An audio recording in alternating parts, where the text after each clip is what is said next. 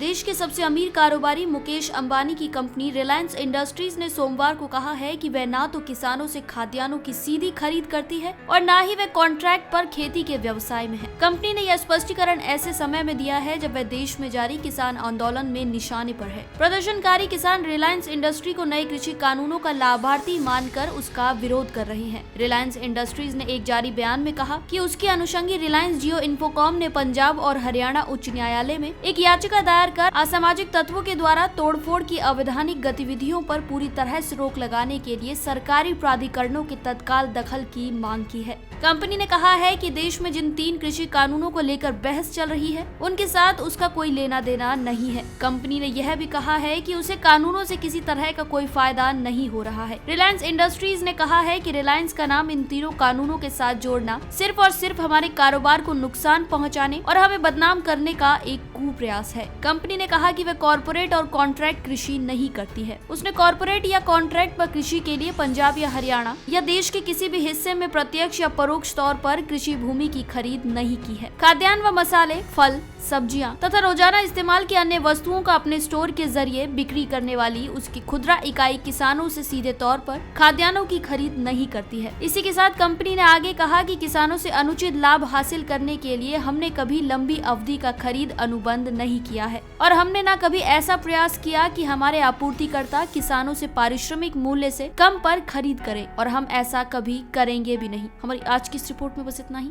मैं श्वेता चौहान, पंजाब केसरी, दिल्ली।